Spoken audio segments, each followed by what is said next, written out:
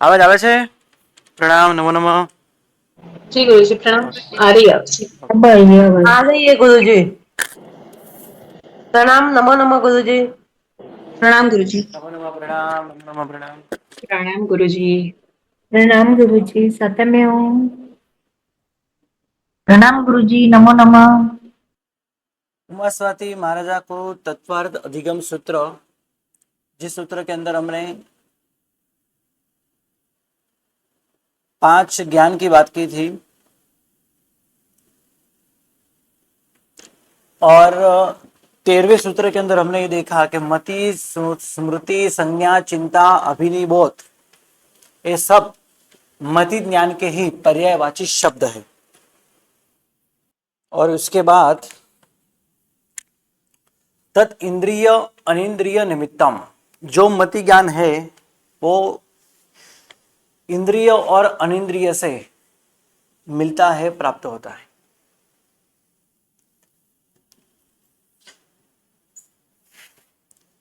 मति ज्ञान होने में इंद्रिय और अनिंद्रिय, अनिंद्रिय मतलब बोलो,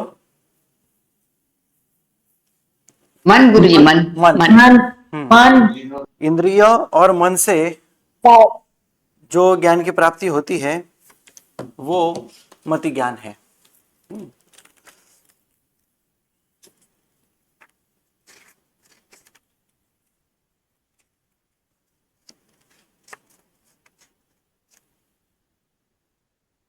अवग्रह या अपाय धारणा, ये भी मति ज्ञान के ही प्रकार है। 6 इंद्रिय के द्वारा प्राप्त होता जो मति ज्ञान है वो उसके 4 प्रकार है, अवग्रह या अपाय और धारणा। जैसे इस चित्र के अंदर मैंने आपको बताया था, व्यंजन अवग्रह, अर्थ अवग्रह या अपाय और धारणा, राइट। आगे 16वें सूत्र के अंदर बहुविध क्षिप्रा निस्सृता संदिग्ध ध्रुवानाम स इतराणाम या सेतराणाम, राइट। बहुग्राही, बहुविध, बहुग्राही, अबहुग्राही, बहुविध ग्राही, अबहुविध ग्राही, क्षिप्र, अक्षिप्र, निश्रित, अनिश्रित, संदिग्ध, असंदिग्ध, ध्रुव और अध्रुव।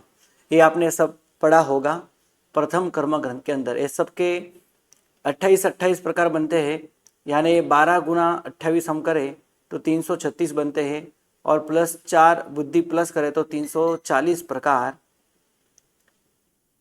मति ज्ञानते बनते हैं।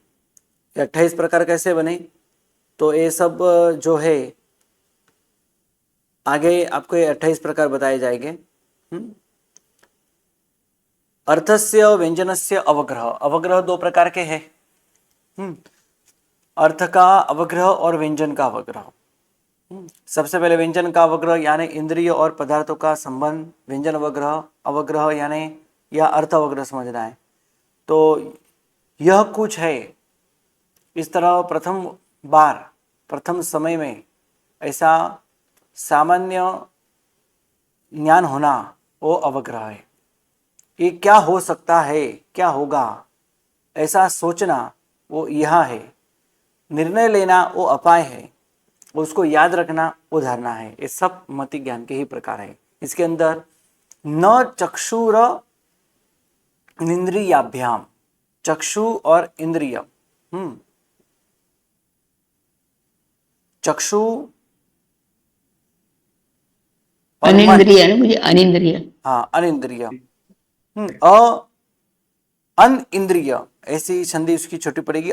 चक्षुहु अन इंद्रियाभ्याम, यानी चक्षु और मन के जो है उसके व्यंजन अवग्रह बनते नहीं है, इसलिए उसके 4 ही प्रकार है। अर्थ अवग्रह के 6 प्रकार है, यह अपाय धारणा के 6 प्रकार है, सब मिला के 28 बनते हैं।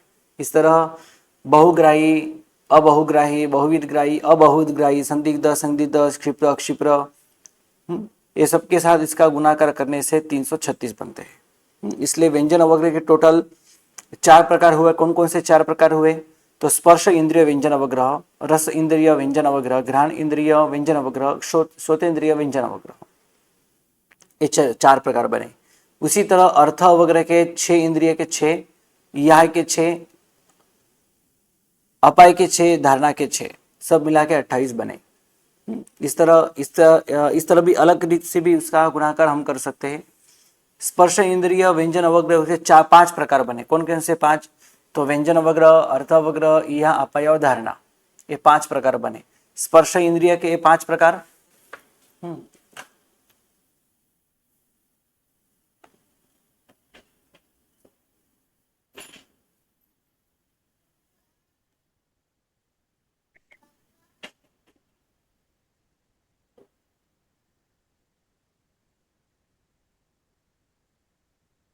एक मिनट।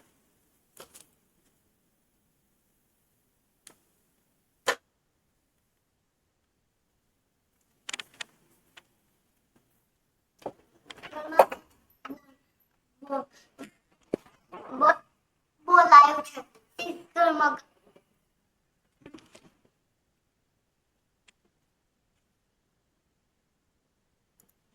શું બોલ્યા? શું થયું?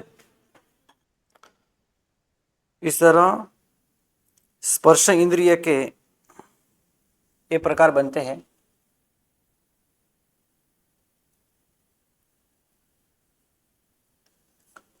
रस इंद्रिय की भी 5 प्रकार बनते हैं, ज्ञान इंद्रिय की 5 प्रकार बनते हैं, श्रोत्र इंद्रिय की 5 प्रकार बनते हैं, चक्षु इंद्रिय के 4 प्रकार बनते हैं, मन के भी 4 प्रकार बनते हैं। इस तरह ये प्रकार बने तो यहाँ पे हमने 5 जो है 5 और 4 ये सबका गुना कर हमने 12 से किया और ये सबके 60 और यहाँ पे 48 336 इस तरह भी हम इसकी गिनती कर सकते हैं। और 4 बुद्धि प्लस करें, ये भी आपने पहले पढ़ाई होगा। औत्पत्ति की, वैनिकी, कार्मिकी, पारिणामिकी। औत्पत्ति की बुद्धि यानी क्या? बोलो। औत्पत्ति की बुद्धि यानी, हाँ जी बोलो। गुरु, अचानक उत्पन्न होने वाली बुद्धि, मतलब जो कभी मन में सोचा भी नहीं है, ऐसी अचानक स्वाभाविक रूप से जो उत्पन्न होना, औत्पत्ति अचानक उत्पन्न होना हो। विनय के कारण उत्पन्न होता है वैनय की, काम करते करते उत्पन्न होना वो कार्मिकी, और अनुभव से प्राप्त होना वो पारिणामिकी। ऐसी बुद्धि 4 प्रकार की प्राप्त होना, ऐसे 4 प्लस करते हैं तो 340 प्रकार मति ज्ञान के बनते हैं। इसको इसलिए इस तरह हमको मति ज्ञान के 340 प्रकार याद रखने हैं। आगे, श्रुतम मति पूर्वम द्वि अनेक द्वादश भेदम। श्रुत जो है,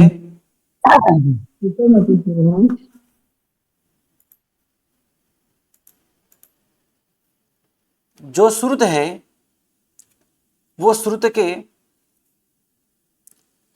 वो मति पूर्वक है और उसके 2 प्रकार है। द्वि, यहाँ पे द्वि लिखा है, 2 प्रकार है, अंग बाह्य और अंग प्रविष्ट। अंग बाह्य के जो प्रकार है वो अनेक है, और द्वादश यानी 12 प्रकार अंग प्रविष्ट के हैं। अंग बाह्य के अनेक और अंग प्रविष्ट के 12।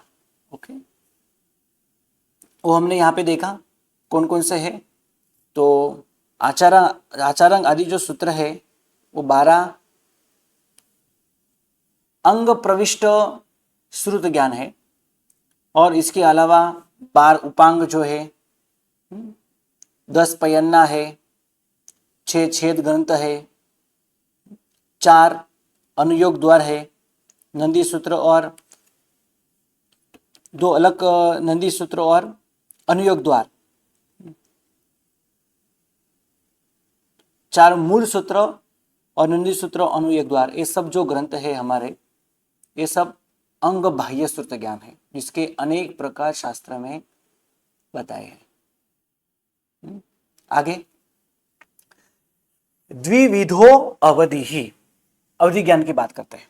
अवधि ज्ञान जो है उसके 2 प्रकार है। पहला तो अवधि ज्ञान यानी क्या? जो मर्यादा वाला ज्ञान है,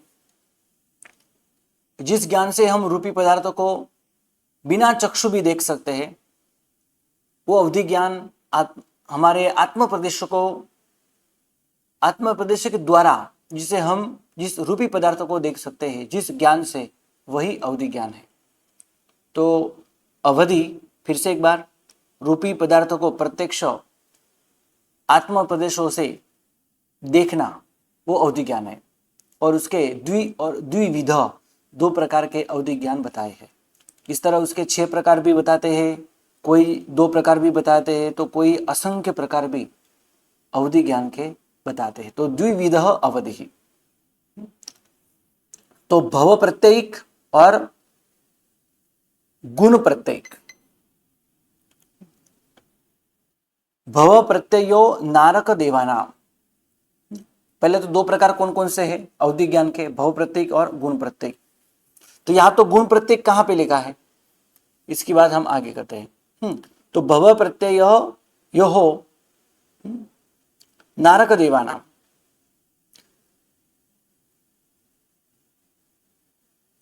भव प्रत्ययिक जो अवधि ज्ञान है वो नारकों को और देवताओं को होता है। अभी भव प्रत्ययिक यानी क्या?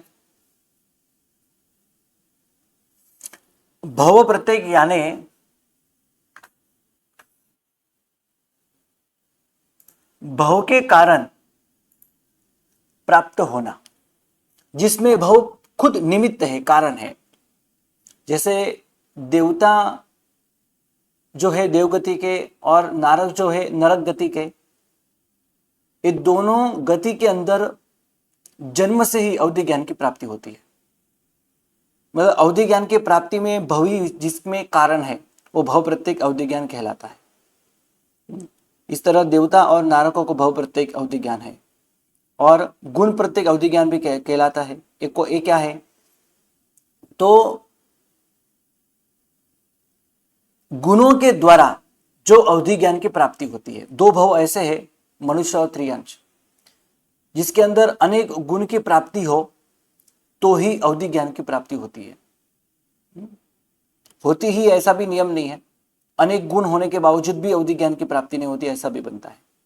लेकिन अवधि ज्ञान हो तो उसके पूर्व अवश्य अनेक गुण, सर्वसामान्य गुण भी इसके अंदर होते हैं, जैसे कि चारित्र होना, सम्यक दर्शन होना,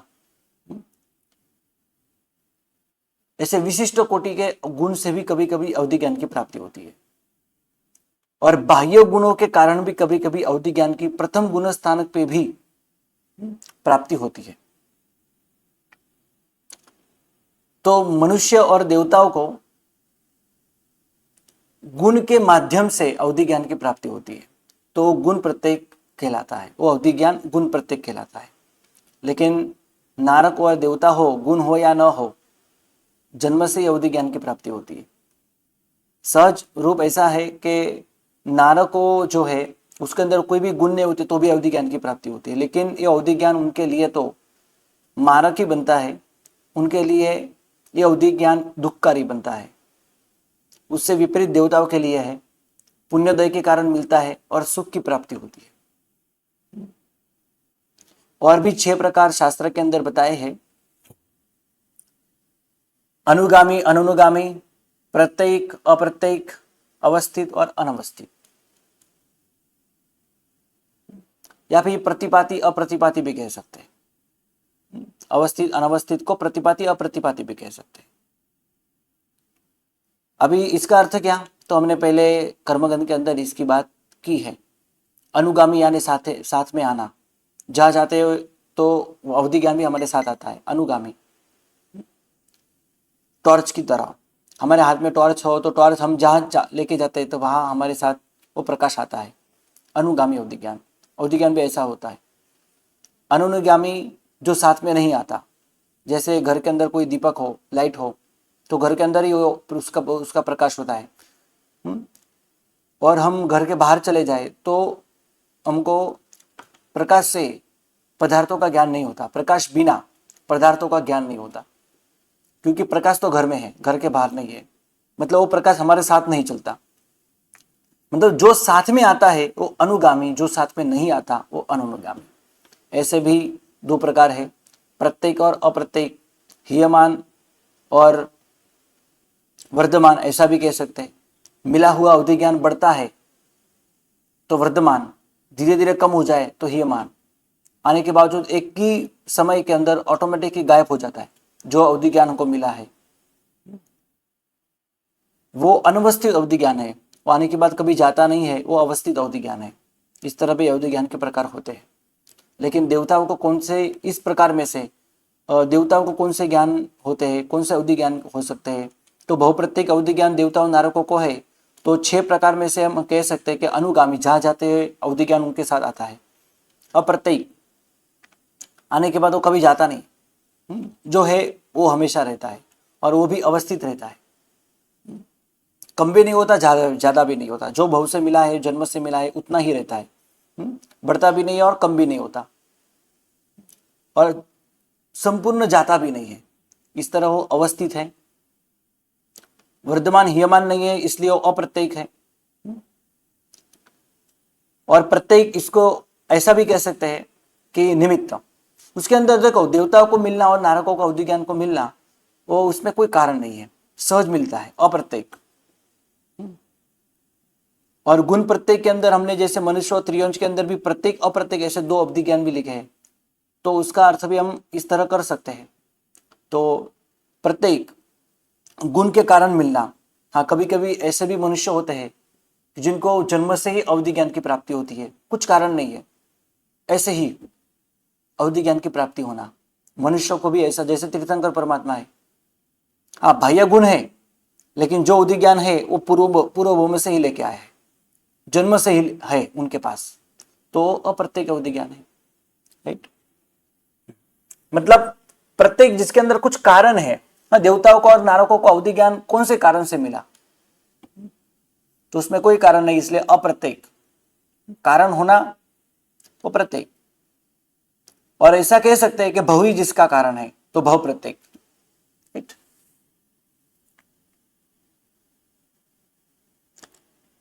इसके बाद मनः पर ज्ञान की बात की है। किसी को कोई प्रश्न अवधि ज्ञान के अंदर? मनः पर ज्ञान।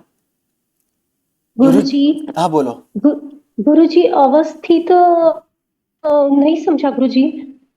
मतलब अभी अवस्थित, आप अवस्थित गुरुजी, होना यानी मिलने के बाद वो अवधि ज्ञान कभी नहीं जाना, वो अवस्थित कहलाता है। तो अनावस्थित यानी आने के बाद अप्रतिपाती। उसकी जाने की पूरी संभावना हो, ऐसे अवधि ज्ञान को अनवस्थित कहते हैं। जैसे अभी मुझे अवधि ज्ञान की प्राप्ति हुई कुछ कारण सर, अवधि ज्ञान की, आत्मा की शुद्धि बढ़ी और अवधि ज्ञान की प्राप्ति हुई, लेकिन वो आने के बाद उसकी जाने की पूरी संभावना है, वो केवल्यान तक नहीं रहता, या फिर जीवन के अंत तक, लाइफ टाइम तक नहीं रहता, उसकी जाने की पूरी संभावना है, वो अनवस्थित अवधि ज्ञान कहलाएगा। तो गुरुजी अवस्थित अवधि ज्ञान जो अभी आपने बोला, तो वो केवल ज्ञान को भी प्राप्त करा सकता है देवता और नारकों को? देवताओं को और नारकों को तो अवस्थित ही होता है, जो मिलता है वो कभी जाता नहीं है। जी गुरुजी, पर अपना तो मतलब अप्रतिपाती, केवल अप्रतिपाती जो अवधि ज्ञान है वो नहीं, के मतलब केवल ज्ञान जब तक नहीं प्राप्त होता तब तक रहता है, ऐसा है ना? मतलब तो देवता और नारकों को भी केवल ज्ञान हो सकता है, मतलब लास्ट तक रहेगा तो? नहीं नहीं नहीं, केवल नहीं, या तो जो मनुष्य हो तो केवल ज्ञान तक रहना, राइट। हाँ, मनुष्य हो तो केवल ज्ञान तक रहना, नहीं तो भव के अंत तक रहना, उसे भी अवस्थित कहते हैं। अच्छा, ओके। ये तो बराबर। इसमें कैसे केवल ज्ञान को ही प्राप्त करवाता है, ऐसा है ना? मतलब इसलिए हाँ, मैंने इसलिए मैंने पूछा। अवस्थित कहा, अवस्थित यानी भव के अंत तक रहना, कभी न जाना। मनुष्य हो तो केवल ज्ञान तक रहना, बराबर। तो अप्रत्येक भी नहीं क्या गुरुजी? अप्रत्येक यानी वर्धमान, यानी जो बढ़ता ही जाता है, बढ़ता ही जाता है, वो ना आएगा? जी, वर्धमान जी बढ़ते जी, जाना वो धन्यवाद वर्धमान गुरुजी। है, कम होते आना वो हीयमान है। जी जी, हाँ जी बोलो। धन्यवाद गुरुजी। गुरुजी प्रत्येकी की कैसे मतलब उसका भी बता दीजिए एक बार। वर्धमान और हीयमान ये दोनों प्रकार मैंने यहाँ पे आपको बताए नहीं है, लेकिन हो सकते हैं, है ना। कर्मगंध के अंदर ये दोनों बताए हैं। इसके बदले यहाँ पे प्रत्येक और अप्रत्येक बताए हैं, ऐसे भी नाम बताए हैं, है ना। तत्वार्थ सूत्र के अंदर अवधि ज्ञान के 6 प्रकार बताए। कौन कौन से? अनुगामी, अनुगामी, प्रत्येक, अप्रत्येक, अवस्थित और अनवस्थित। उसमें वर्धमान और हीयमान ऐसे 2 शब्द नहीं बताए। तो प्रत्येक और अप्रत्येक यानी क्या? प्रत्येक यानी कोई कारणसर, कुछ कारणों से मिलना, है ना। तो मनुष्य और त्रियंश के अंदर गुण निमित्त है, जिसके अंदर कारण है, गुणों की प्राप्ति होना तो ही अवधि ज्ञान की प्राप्ति होती है मनुष्य में और त्रियंच में।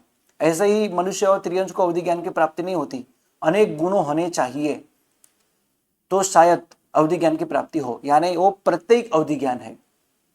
और मनुष्य और त्रियंच के अंदर अप्रत्येक अवधि ज्ञान कैसे है? तो कुछ त्रियंच ऐसे भी होते हैं या कुछ मनुष्य ऐसे भी होते हैं जिनको जन्म से ही अवधि ज्ञान मिलता है, जैसे तीर्थंकर परमात्मा। मनुष्य के अंदर तीर्थंकर परमात्मा है, तो त्रियंच के अंदर कोई भी ऐसे जीव हो सकते हैं तो जिनको कोई युगलिक आदि हो उनको मिल सकता है, या फिर ढाईद्वीप के बाहर कोई ऐसा त्रियंच हो उनको जन्म से ही अवधि ज्ञान हो, ऐसा हो सकता है। तो ऐसे कुछ कारण बिना भी मिलना तो उसको अप्रत्येक अवधि ज्ञान कहते हैं। तो मनुष्य के अंदर त्रियंच के अंदर भी ऐसा संभव है, इसलिए मैंने यहाँ पे दोनों लिखे हैं, प्रत्येक और अप्रत्येक। लेकिन जो देवता और नारक है उनके लिए तो अप्रत्येक ही, कुछ कारण नहीं, ऐसा ही मिल गया है। बाह्य गुण नहीं है तो भी मिला है, बराबर है, तो भी उनको बहु प्रत्येक तो कह सकते हैं, बहु ही कारण है उसके अंदर, क्योंकि सभी नारकों को, सभी देवताओं को जन्म से अवधि ज्ञान की प्राप्ति होती है ना। इसलिए देवता और नारकों को अप्रत्येक अवधि ज्ञान कहलाएगा, और मनुष्य और त्रियंच को प्रत्येक और अप्रत्येक दोनों कहलाएगा। ओके, मनुष्य के अंदर जैसे अभी यहाँ पे मैंने बताया है ना, एक मिनट, और भी एक यहाँ पे एक बात है जो कहने योग्य है।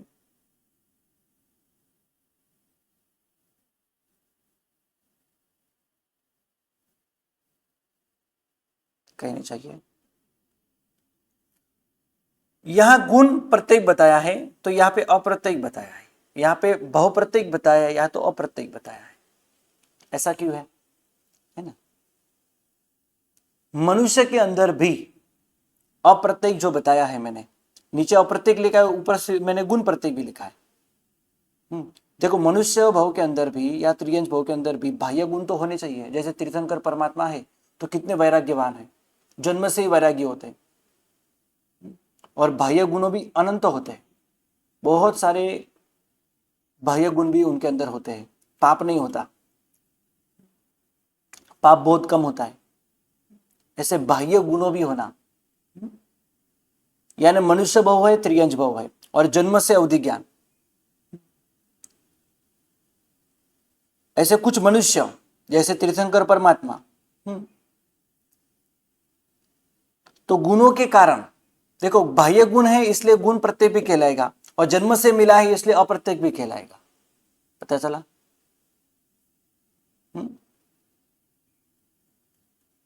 और भव प्रत्येक के साथ अप्रत्येक एक ऐसे, अभी मैंने कहा इसमें अन्य दूसरा कोई गुण कारण नहीं है, मतलब इसलिए अप्रत्येक, यहाँ पे अ लिखा है इसलिए इसका मतलब है यहाँ पे कोई अन्य गुण कारण नहीं है, इसलिए अप्रत्येक। लेकिन भव कारण है इसलिए भव प्रत्येक। और मनुष्य त्रियंच के अंदर अप्रत्येक क्यों? सहज मिलना इसलिए अप्रत्येक। लेकिन तो भी मनुष्य और त्रियंच के अंदर अनेक गुण होना, यानी गुण प्रत्येक। इस तरह ऐसे दो प्रकार भी हो सकते हैं। कोई डाउट पूछो।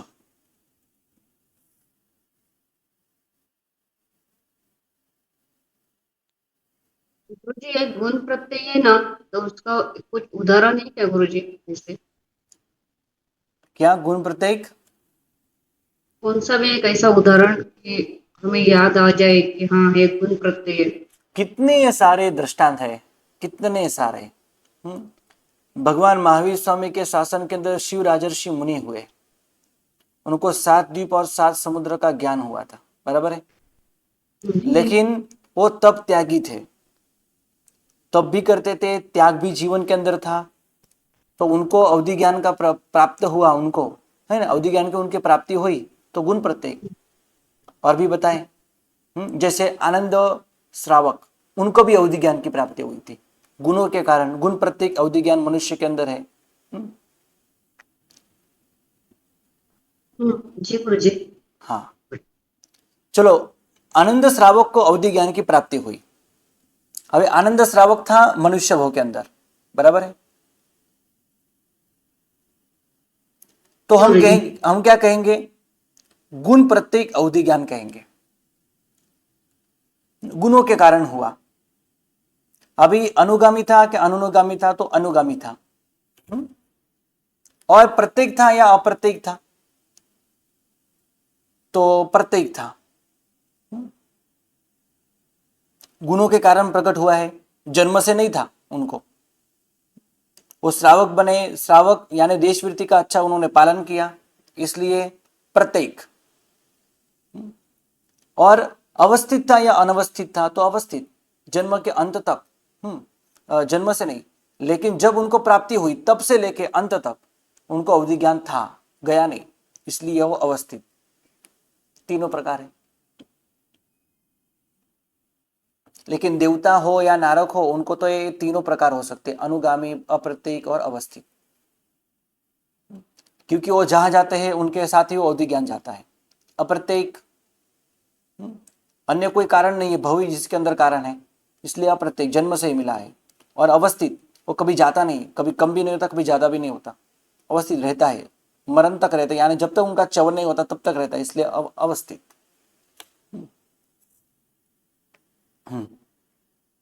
अभी हम बात करते हैं आगे। गुरुजी, हाँ गुरुजी, हाँ, बोलो बोलो। एक पूछना था गुरुजी, आपने आनंद श्रावक का बोला कि प्रत्ययिक आएगा, तो प्रत्ययिक आपने वर्धमान बोला कि हीयमान बोला? हाँ, तो वर्धमान भी नहीं था और हीयमान भी नहीं था, अवस्थित था। नहीं, गुरुजी आपने पहले बताया प्रत्येक और अप्रत्येक में वर्धमान और हीयमान भी बोल सकते हैं, हाँ, तो वो अलग है दो। हाँ, अभी देखो, वर्धमान और हीयमान, वर्धमान यानी नहीं, मतलब इसका अर्थ में ऐसा नहीं करना है कि मतलब प्रत्येक का मतलब वर्धमान और अप्रत्येक का मतलब हीयमान, ऐसा अर्थ नहीं करना है। मतलब ये दोनों निकाल दो और वो दोनों रख दो। हाँ, वो दोनों रखो, ओके गुरुजी, तभी चलता है, चलेगा। हाँ, हाँ हाँ, प्रणाम गुरुजी। गुरुजी, ये बाह्य गुण क्या समझना? बाह्य गुण मतलब बाह्य गुण यानी हाँ, कसाई नहीं करना, कसाई कम करना, अल्प कसाई हो, भद्रिक परिणामी हो, जिनके मन के अच्छे सुंदर भाव होते हो, तप त्याग भी करते हो, लालच लोभ आदि न करते हो, दया कर, जीवों के ऊपर दया करते हो, सभी जीवों के ऊपर करुणा करते हो, ऐसे बाह्य गुणों से युक्त हो, तो भी ऐसे अवधि ज्ञान की प्राप्ति होनी संभव है। ओके गुरुजी, बोलो। यथोक्तम निमित्तः षड विकल्प शेषाणाम, गुरुजी इसको प्लीज आप डिस्क्राइब करके बताइए ना। हाँ, यथा उक्त निमित्त षड विकल्प शेषाणाम, जिनका हमने स्वरूप पहले बताया है, ऐसे भव निमित्तक और गुण निमित्तक, इस तरह षट विकल्प यानी 6 विकल्प भी हो सकते हैं। किसके? तो अवधि ज्ञान के। किसके 6 विकल्प हो सकते हैं? तो अवधि ज्ञान के इस तरह 6 विकल्प हो सकते हैं। यथोक्त यानी जो पहले हमने स्वरूप बताया है, किसका? क्षयोक्षम का स्वरूप बताया है। शेषानाम, शेष यानी अन्य जीवों को, पहली बात मैं ये करता हूं, यहाँ पे नरक और देवता आ गए, और इसके अलावा कौन बाकी रहे? बोलो। तो इसके अलावा शेषानाम, शेष कौन बाकी रहे? तो मनुष्य और मनुष्य और त्रियंज को। तो मनुष्य और त्रियंज को षड विकल्प यानी 6 विकल्प से युक्त, नहीं कौन कौन से 6? तो अनुगामी, अनुगामी, अप्रत्येक, अप्रत्येक, अवस्थित, अनवस्थित, है ना, 6 विकल्प से युक्त मनुष्य और त्रियंज को, जिनका स्वरूप हमने पहले कह दिया है, यानी गुण प्रत्येक। मैंने कहा ना, अभी एक प्रश्न किया था, यहाँ पे भव प्रत्येक लिखा है, लेकिन गुण प्रत्येक कहाँ पे लिखा है? तो यहाँ पे गुण प्रत्येक कहाँ पे लिखा नहीं है। तो यथोक्त यानी जिसका स्वरूप हमने पहले बताया है, यानी गुण, यथोक्त यानी जिसका पहले हमने स्वरूप बताया है, इस तरह गुण, तो गुण प्रत्येक यानी गुण निमित्तक और भव निमित्तक, इस तरह भाव निमित्तक, આવે છે बीच में नहीं बोलो यार, जो समझाया अभी समझा रहा हूं उसके ऊपर ध्यान रखो। भव प्रत्यय नारक और देवताओं को है, और यथोक्त यानी गुण प्रत्यय, गुण निमित्तक 6 विकल्प वाले शेष जीवों को यानी मनुष्य और त्रियंश को इस तरह अवधि ज्ञान के प्रकार शास्त्र में तत्वार सूत्र में बताए हैं। ओके, अभी बोलो कोई प्रश्न? बीच में बोलना नहीं है, अच्छा नहीं लगता है बीच में बोलना।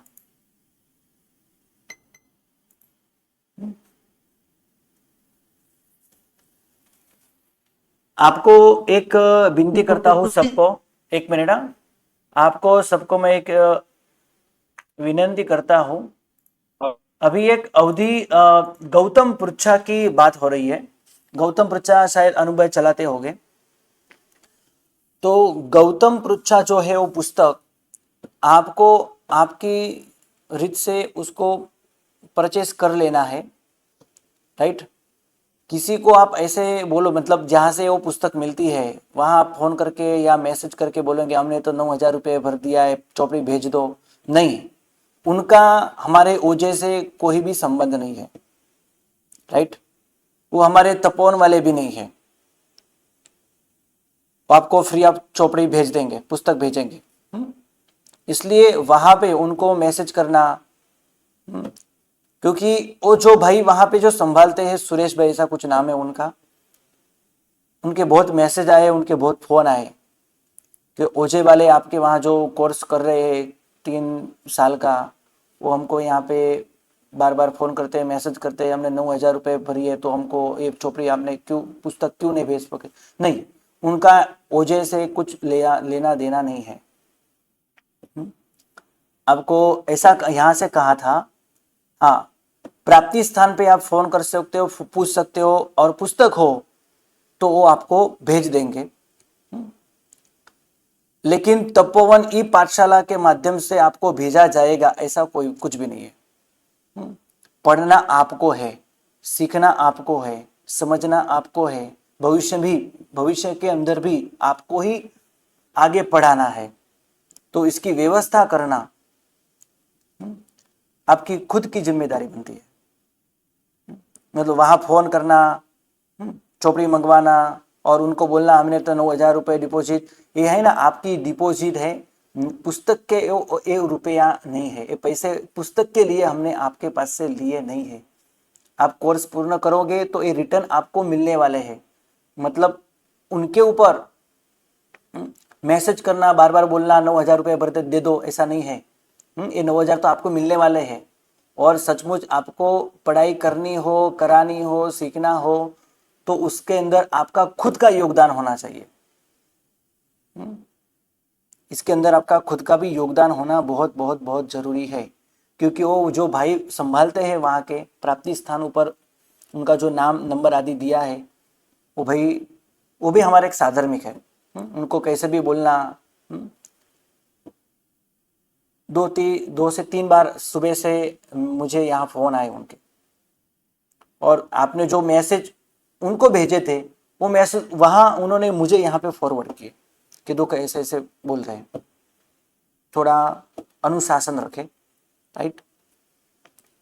उनका और तपोवन ई पाठशाला का या ओजे पाठशाला का कुछ लेना देना नहीं है। हमने यहाँ से आपको ऐसा कहा है कि प्राप्ति स्थान से आप ले सकते हो, ये लेना आपकी जवाबदारी है। और वहां से आपको भेज देंगे, हमने वहां पे कह दिया है, ऐसा कुछ भी नहीं है। लेना आपकी जवाबदारी है, आप ले सकते हो, लेकिन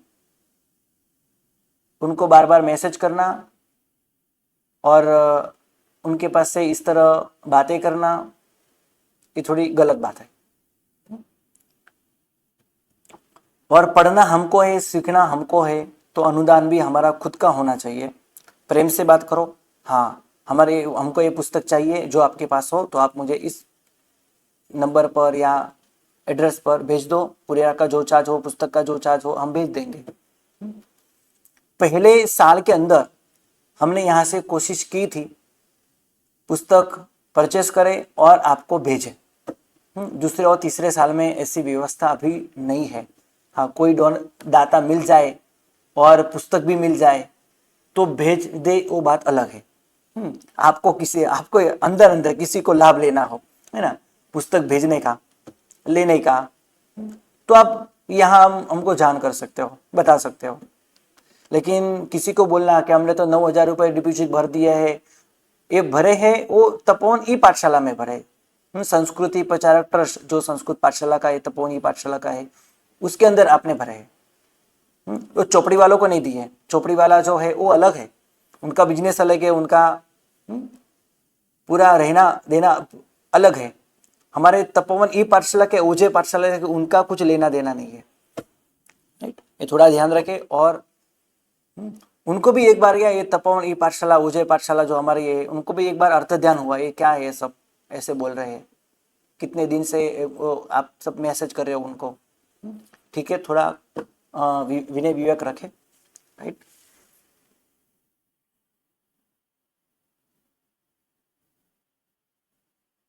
विनय विवेक कैसा करना चाहिए, है ना। मैं सचमुच में आपके अंदर से ही एक व्यक्ति की मैं बात करूं, इंदिरा बेन हो, संतोष बेन हो, जबरदस्त उनका विनय और विवेक है। वो तपोवन यहाँ पे आए थे, कुछ समय पहले भी आए थे। गंभीर मुद्रा में बैठना, गंभीरता से सबके साथ बातें करना, विनय विवेक के साथ बातें करना। कुछ को किसी को विनय विवेक आदि सीखना हो ना तो उनके पास से सीखना चाहिए।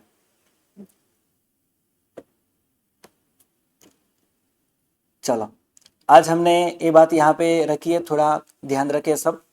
अवधि ज्ञान की हमने बात की है। यथोक्त तक मैंने यहाँ पे यथोक्त यानी गुण की बात हमने इसके पहले की थी। तो गुण निमित्तक जो अवधि ज्ञान है वो षट विकल्प यानी 6 विकल्प वाला है। अनुगामी, अनुगामी, प्रत्येक, अप्रत्येक, अवस्थित और अनवस्थित। इस तरह शेषानाम यानी मनुष्य और त्रियंज को इस तरह यह अवधि ज्ञान है। और अवधि ज्ञान के यहाँ पे विकल्प पूर्ण हुए। और आगे ऋजु विपुलमति मनः पर्याय विशुद्धय अप्रतिपातभ्याम तद विशेष। इसके अंदर कुछ विशेष है वो भी यहाँ पे बात बताई है। और मनोपर्याय के 2 प्रकार है, ऋजुमति और विपुलमति। इसका वर्णन हम कल करेंगे। प्रणाम, नमन।